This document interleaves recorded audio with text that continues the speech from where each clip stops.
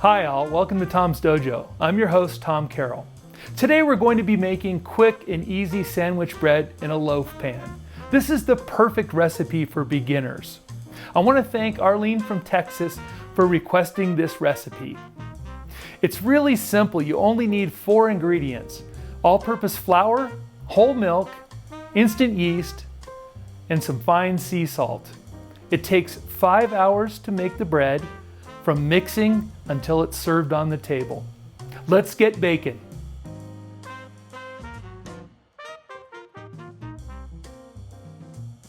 For this recipe, you'll need 1,000 grams of unbleached all-purpose flour. If you're measuring by volume, that's 8 cups. Just remember to spoon your flour into the measuring cup and level it off instead of dipping the cup into the bag, which will compress your flour and cause you to use too much. Next, 14 grams or 2 teaspoons of instant yeast, sometimes called quick rise or bread machine yeast. You'll need 22 grams of fine sea salt, which is 1 slightly overfilled tablespoon. And finally, 700 grams or 2 2/3 cups of slightly warm whole milk. To keep things simple, microwave your milk straight from the refrigerator on high for about a minute.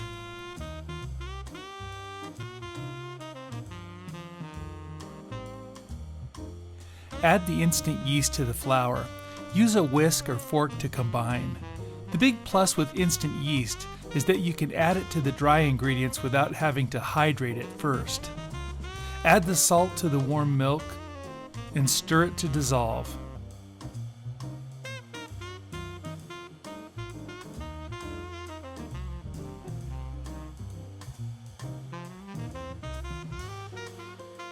Then add the salted milk to your flour and yeast mixture.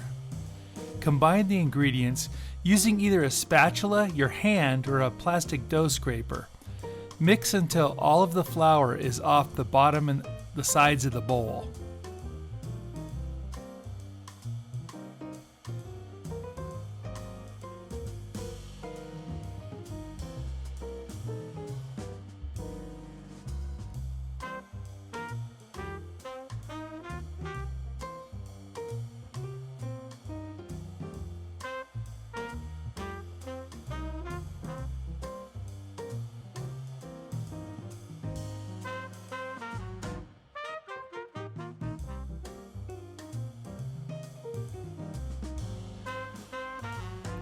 Cover the bowl. I like to use these reusable stretch-to-fit food covers. They're pretty handy and inexpensive. Rest the dough covered for 30 minutes. Now it's time to knead your dough. Resist using extra flour. You won't need it. We need dough to strengthen its gluten structure. This allows your bread to rise more strongly and fully.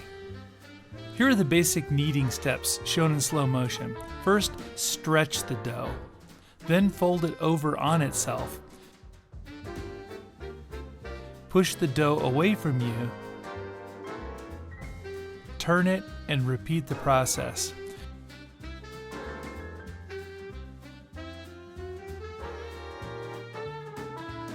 After about 5 to 8 minutes of kneading, the dough will transform and become smoother and slightly tacky. Create a dough ball by cupping your hands around the dough and pulling the dough toward you repeatedly, letting the friction of the dough sticking to the counter tighten the surface on the ball. It doesn't have to be perfect, just roundish. Put a couple of drops of olive oil in the bottom of your bowl and oil your dough ball up. Cover the ball with some plastic wrap or a towel to keep the breezes from blowing on it. Let the dough rise until doubled, about an hour. This recipe makes 2 loaves of bread. After your dough has risen, turn it out on the countertop with the smooth side down. Use a bench scraper or a pair of scissors or a sharp knife to cut your dough ball in half. Keep the smooth side on the bottom, then pinch those gathered ends together.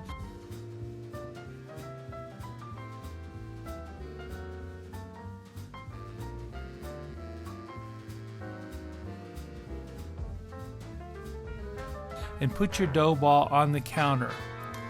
Cupping both of your hands around the dough ball, draw it toward you again, letting the friction from the counter tighten up the surface of the dough ball.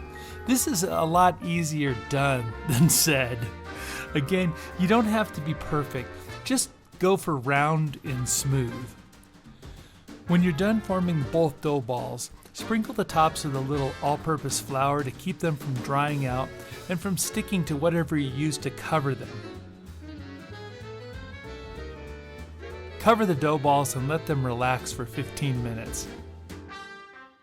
Next, we're going to shape our dough balls so they fit nicely in the pan. There are several ways to shape a dough ball for the pan. I've found this method to be especially easy. 1. Flatten the dough ball out into an oval shape, and then pull both sides like you're making ears on the oval.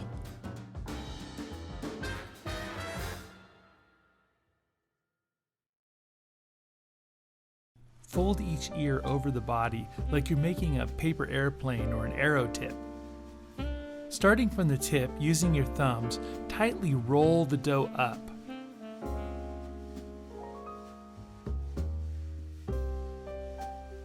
Once you reach the end, pinch to seal the seam and tuck the sides under and pinch it all together.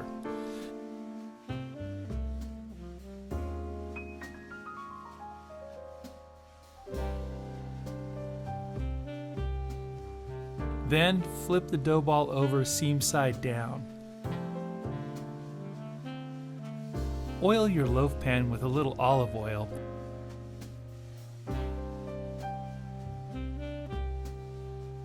Place your dough seam side down in the pan.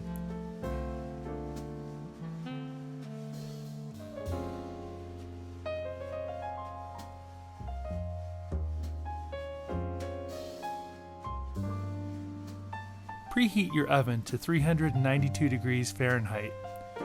Cover your pans and let your dough rise to about 1/2 inch above the loaf pan wall. Depending on the temperature of your kitchen, this should take from 45 minutes to 2 hours.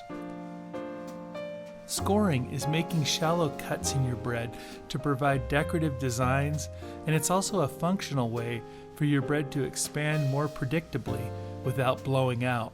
It's really not necessary to score sandwich loaves, but I think it looks really neat. Bake for 30 minutes and check to see if the tops are browning nicely. If they are browned after 30 minutes, take them out of the oven and the loaf pan. Knock the bottom of the loaf with your knuckle. If this produces a nice hollow knock, your bread is perfectly baked. If the bread seems doughy and not brown on the bottom, and it doesn't make that knocking sound, put the loaf back in the pan and the oven for another 5 to 10 minutes. When the loaves are still very warm, you can rub or brush the tops with butter. This will soften the crust. Let your bread cool for at least an hour. This will make it easier for you to cut. Cutting too early will make your bread gummy, makes the crumb gummy in the middle. The best tip I can give you for cutting bread nicely is to get a very sharp serrated edge bread knife. I got this wonderful Victorinox knife as a gift from my friends Jesse and Janice Neubauer.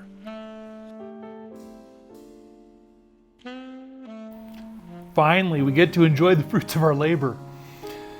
These 2 loaves just came out of the oven and they're still cooling. We have the crisscross pattern and we have the simple slashes across the top. I really like the texture and the dimension to this one. I think that's a new favorite pattern. And this is a loaf that I made earlier today. Let's give it a try.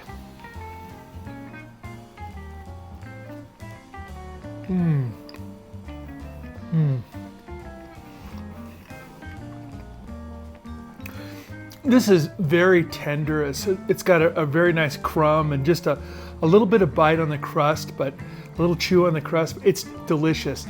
This will be perfect bread for sandwiches and for morning toast. If you enjoyed today's episode, found it valuable, please subscribe, give it a thumbs up, share it with your friends. Let me know how it went if you tried this recipe. I'd love to know that. Do you have any questions? If so, leave a comment and I'll get back to you. Also, If you have any show ideas, any dough-related recipes you'd like me to try, I'd be happy to put that on the list of future episodes. Thanks so much for watching. We'll see you in the dojo next week.